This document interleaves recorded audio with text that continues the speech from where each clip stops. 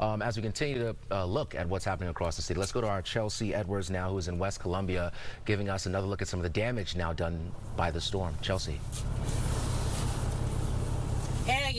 Hey, we actually pulled over. We've been assessing the damage out here in West Columbia. We're off of 36 near 35. We had to stop and give you a look at this tire shop where it looks like the bay doors have they've caved in. They've been ripped off the hinges here. Just to look at some of the damage, people may think Category 1 might not be so bad, but you're getting a look at how powerful these winds have been. Just on the roadways, we've been seeing a lot of this. Put my seatbelt back on here. Trees down all over this area, either split or uprooted. A lot of debris in the roadways, and we're starting to see people starting their cleanup. Hopefully doing that carefully, just, because we've also seen a lot. This is an older area, so a lot of power lines down, and we just want people, like, if they are starting to clean up, that they make sure that they're not dealing with any trees that might be entangled with power lines. We are seeing so many branches, so many limbs out here in the roadways. Again, no point in driving out here if you don't have to. We've seen some, windows busted. Hopefully people inside their homes are okay. We haven't heard any additional reports of any loss out here. Just quite the mess. We're looking at trash cans and bins and all sorts of things in the roadways now.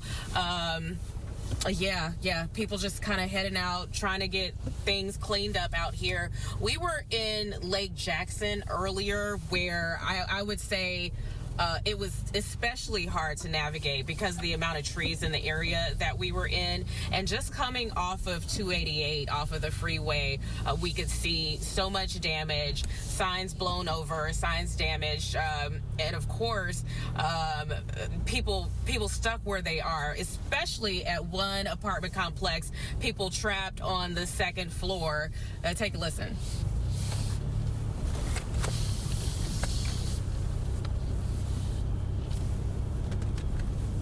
All right, Chelsea, thank you so much for that.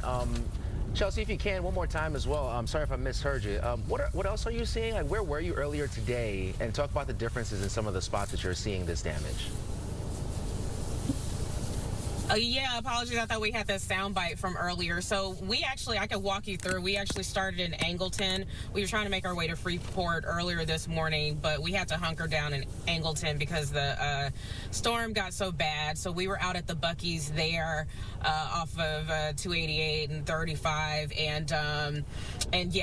We were on the dirty side of the storm, and we got a lot of it. One of the afterwards saw one of the ice chests, one of those large ice chests where they have, the packs of ice in the front that had been picked up and tossed. A lot of damage, a lot of down power lines over in that area and small trees. And then we ventured out to Lake Jackson, where we were seeing a lot of trees down. That's just, an older neighborhoods there. A lot of trees that just did not survive these very strong winds.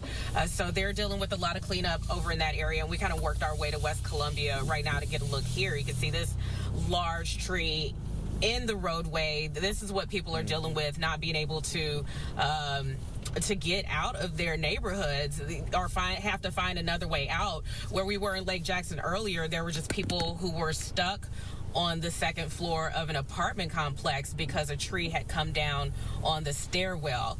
And I yelled out to see if they were okay. They said they were fine. They were just stuck. But, here's the thing. If you're stuck, it's not the worst place to be, even if you don't have power. It's just that, these roadways are such a mess, especially from what we saw in Lake Jackson. It's just, it's not advised for you to be out here driving. I understand people want to step out and get some fresh air, but to actually get on the roadways, not the best idea, especially with the amount of downed power lines that we've seen. It just seems like if it's not flooded, it's trees, big trees down, and debris on the road. It's one or the other, it seems, Chelsea. These trees are big that came down in this area that you're in. Yeah, that's the thing. I mean, talking about these neighborhoods that have been here for so long, and you can imagine just these trees have been here decades, and this category 1 hurricane brought them down. I mean, we've been seeing trees uprooted, snapped in half, you know, not just a few limbs missing, but just taken down entirely. So people have their work cut out for them out here. And you know, in the coming hours, we're certainly going to see communities coming together as folks are going to be helping each other out, trying to cut down those limbs and try to recover in their individual communities and also help their neighbor. That is always one of the things that we continue to see here throughout our viewing area in Southeast Texas. Chelsea, be safe out there. Thank you so much for your continued efforts on the roads. We will check back in with you here in a couple of minutes. Thanks.